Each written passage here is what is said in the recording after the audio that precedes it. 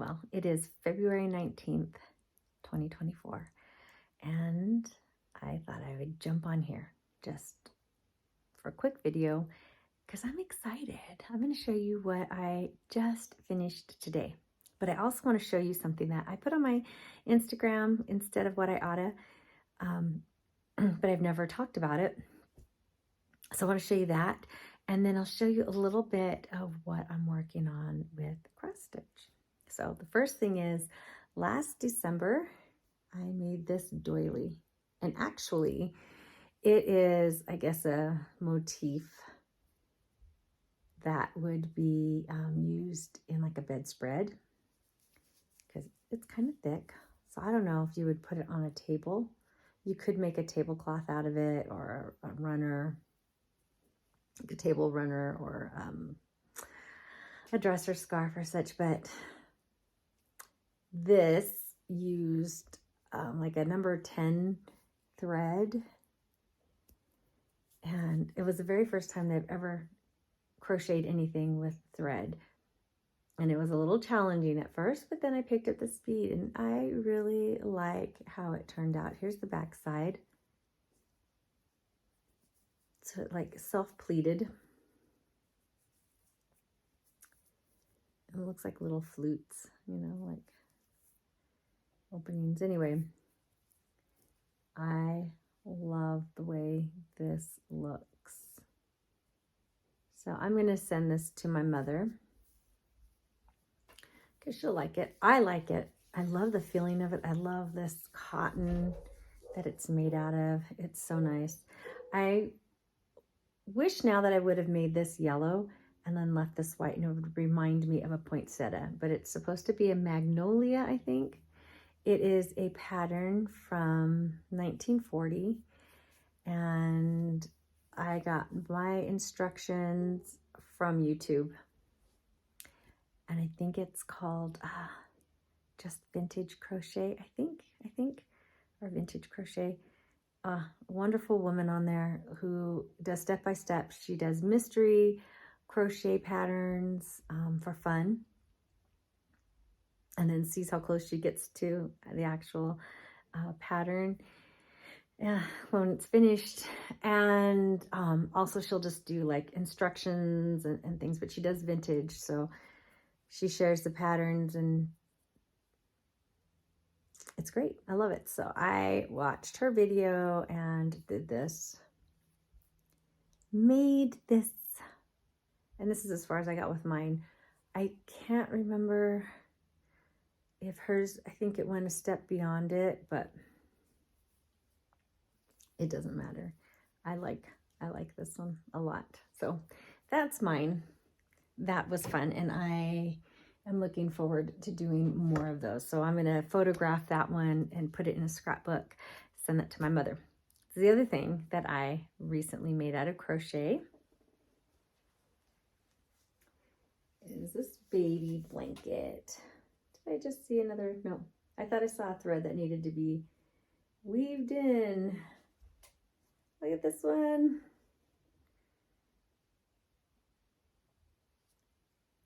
And in case it looks familiar to you, it is the law enforcement flag, thin blue line.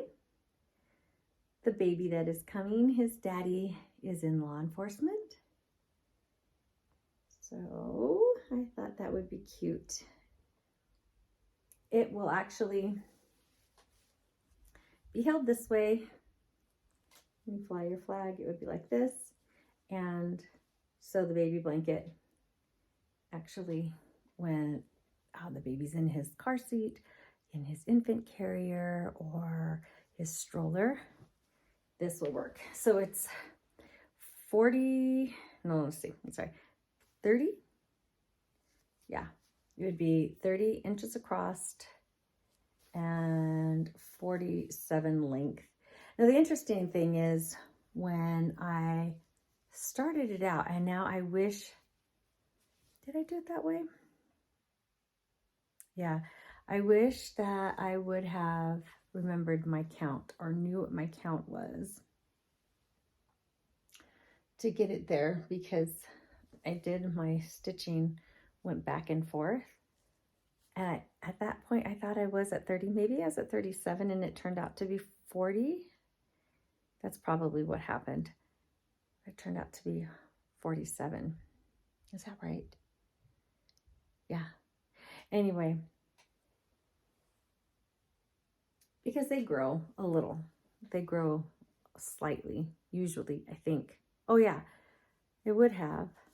I'm so glad you guys are here because I'm straightening this out in my brain as I talk to you guys. Because of this, the ruffle, the border. Anyway, it doesn't matter. This was a lot of fun. It took like maybe a skein and a half in total of yarn. Maybe a skein and a quarter. And the only reason why I don't really know is because the majority of the black, the body of it, was an entire skein. And then, let me see, I used Caron's 1 pound, and it was 453.6 grams, which was,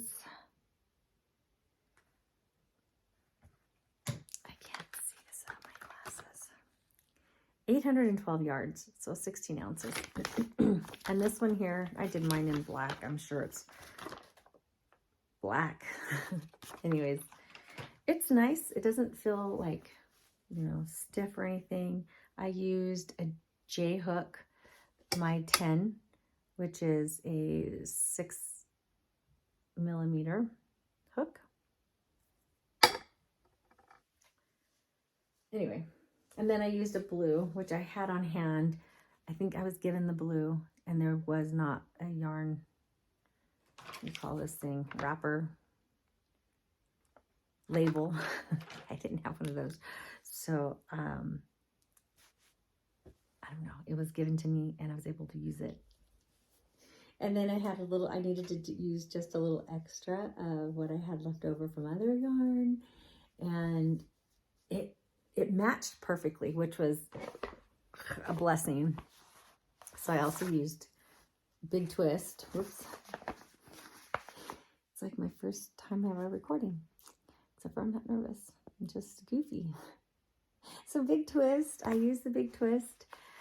And then also another like little bit of some yarn that I had to use. And it matches perfect. It feels the same. You can't even see a color difference because from the body to the border. Only the border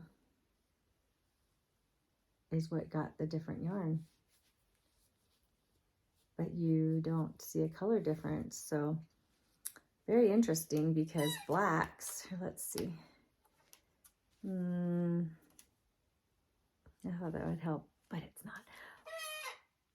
Black is one that sometimes you can really see the difference in color. Anyway, so this is that baby. And actually it makes even a nice, like this size. Well, you can't see.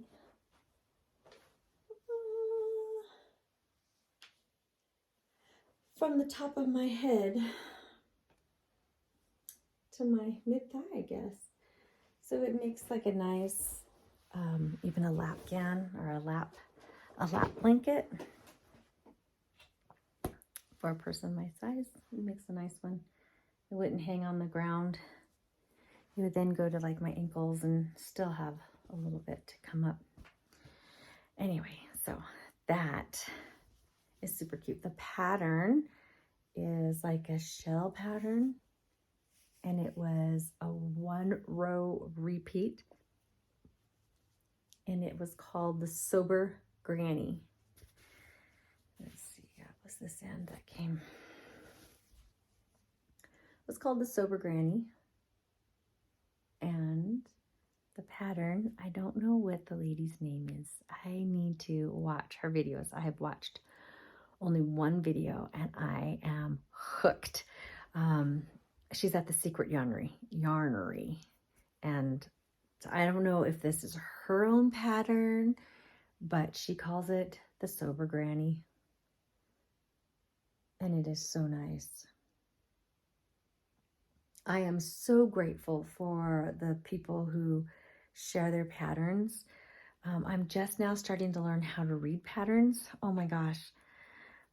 And it's a little daunting because there are no like exact set rules on how patterns are written and what people mean. And I've actually tried writing some patterns myself, and I can see how it is not only time consuming, but to be able to word exactly what is meant can be a challenge for people like me who have never written a pattern before, who don't know how to read them. Actually, I take that back. I did read one pattern and I got it. Sort of, kind of. Didn't actually know it. I don't think it came out like the picture. I don't have that I don't have that blanket, unfortunately, because I already gave it to the recipient. But there's pictures of a baby blanket in my Instagram, and it's like the most recent one. So the ruffle was more intense than it was recommended or instructed, and I don't know, I went wrong somewhere, but it came out beautiful. So anyway, there's that. But I am pretty happy with this one. And I definitely want to use this pattern from The Secret Yarnery again. She has so many patterns. I'm so excited about finding her, and I can't wait because I want to make another. I want to make another blanket like right away. We'll see what happens. We'll see. We'll see. My daughter keeps asking me to make her a cat. Okay, I got to do a cat. All right. So as far as cross stitch goes, I am working on this pattern here. And this one comes out of Cross Stitch and Country Crafts, March, April, 86. And Taryn at Taryn Verley, and I think she changed her channel name, but it might be Taryn's Crafts. I'm not sure, but I think she just changed it. She's working on, actually, I think she's done a couple out of here. And I believe I did a flip through on it. So if you look through my videos, you'll see the flip through for this magazine. But Taryn is currently working on this one. This cat with the quilts. Amish quilt. And I believe, Taryn, correct me if I'm wrong, I think you also did this one. The little welcome sign. Oh my gosh. They are so cute. Look at them. Yeah. But anyways, I'm doing this here as a birth sampler as suggested. And I'm doing it for my daughter who is 15 now. But I was so excited to find a birth sampler that really spoke to my heart. I am working on Hardanger, a 22 count, and it's by the Charles Craft. And there's the package for the one that I purchased.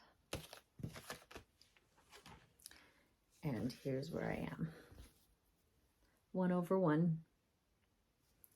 So, whoops. I'm doing hand stitching. I think I prefer hand stitching because I'm making my own creases there, unfortunately. But I don't have a hoop mark. So, I don't know. I like the tension that a hoop provides, or that, what do you call those things? Q-snaps.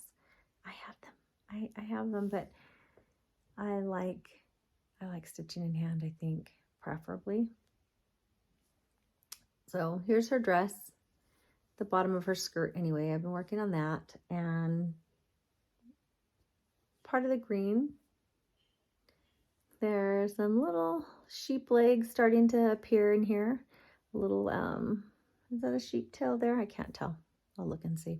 Here's my back. I have a couple of hanging threads there. But what I've learned is I have to be very careful because sometimes I'll snip them too short, and then I notice that they're too short. I do the pin stitch to start and to finish. When I finish it, though, I go under the same colored threads.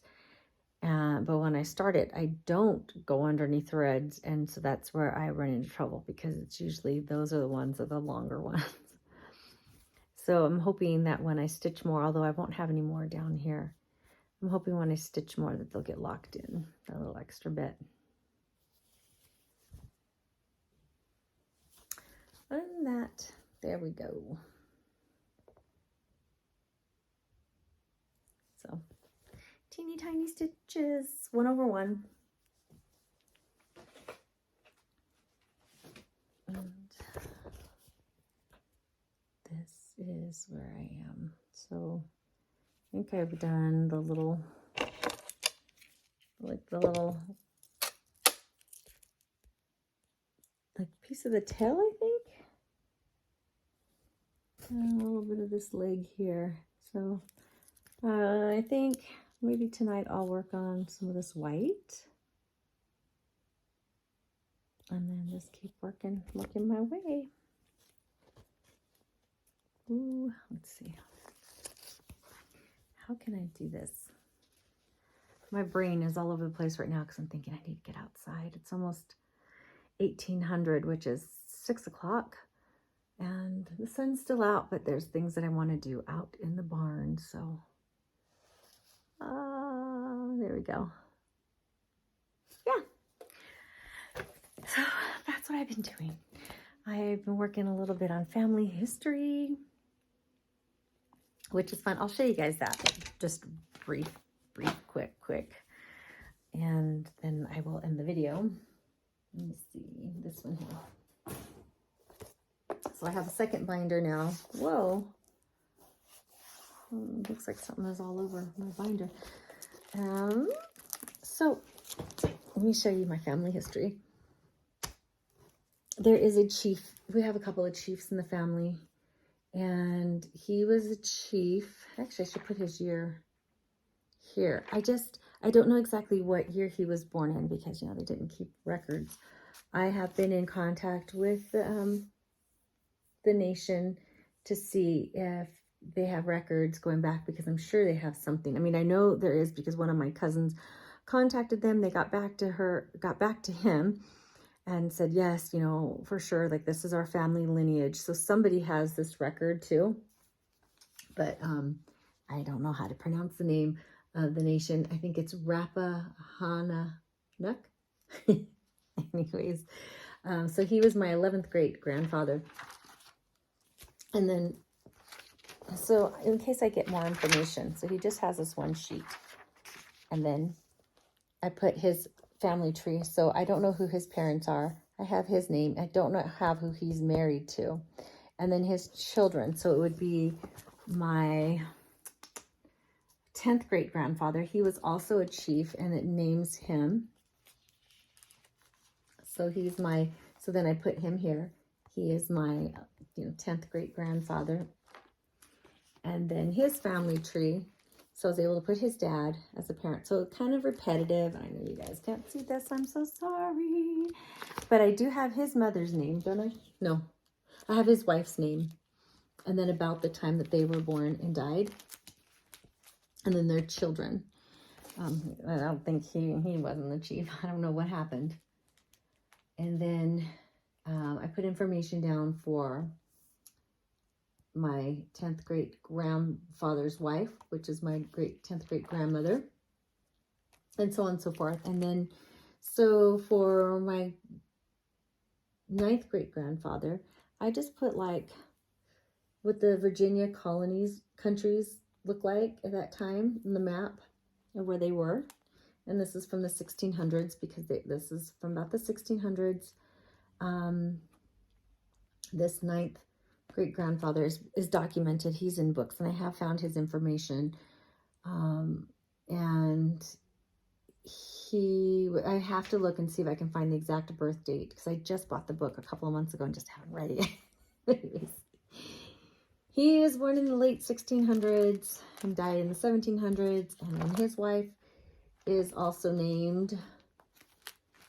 So I put like some of her story here that I kind of know, or that I've been told. So just kind of put information, and I write mine all in pencil. So in case something's not right, I can erase, and I can see where I've erased in certain things as information comes out.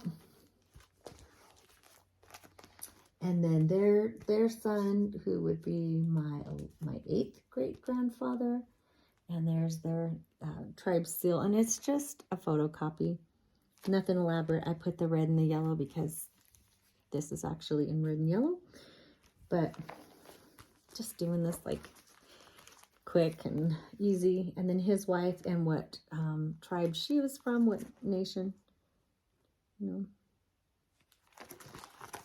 And then this talks about my 7th great grandfather, and then there's an actual will that was written just before he died, and it's not in his handwriting, it's somebody else's handwriting, and I know that because of looking at the other documents after it. The handwriting is the same, so this is not my great grandfather's handwriting, but it names his family and different things that he owned. And then I just put like a random picture from that area, which it wouldn't be of that time because they didn't have cameras then. Oh, and there's like a bigger version of the will. Some of it's a little tattered. I mean, these books are from the 1700s, because he died in 1774, so right before we became the United States. So just copies of that. And then this one here, someone wrote it out, transcribed it so we can all read it better. And then I just wrote some information, what I took from it, to add to my piece to it, kind of like, you know, my own little part of it. And I just added the pocket watch, but he was into, like, he made spoons, spoon molds, which I think I found a picture of a spoon mold, and I don't know why I didn't put it here. Anyway, oh, I put like a little spoon there. And he did some other stuff, which was interesting. He made shoes, which back in that time, that was a good trade to have. And shoes back then only cost like 60 cents. Well, to us, that's nothing, but to them, it was probably a lot. And so this is his, talks about his wife. And then now I'm going to be working on their child, who was my grandfather, who'd be my 6th great grandfather. So I just I'm trying to work from like the oldest one down to the most current. Now I have a lot of family members I can write about.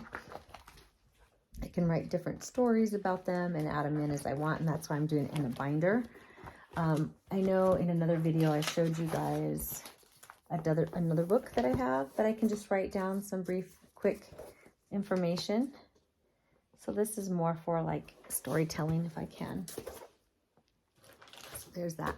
I'm working on some scrapbooking, and that's it. I am currently learning about herbs. I want to learn the benefits of them and how to use them better, not just for seasoning, but for medicinal reasons. I'm thinking next year I might consider becoming a master herbalist. So yeah, a lot of things going on. I'm trying to homestead. I'm trying to learn how to homestead. This is exciting and frightening at the same time. So these are all the things that I'm working on. I didn't expect to tell you all this, but there you go. All right, you guys, I hope you're having a great end of winter. I mean, we're almost close to springtime, so enjoy it while you got it, because, you know, we never know, and this way will pass again. Until then, friends, talk to you later. Bye.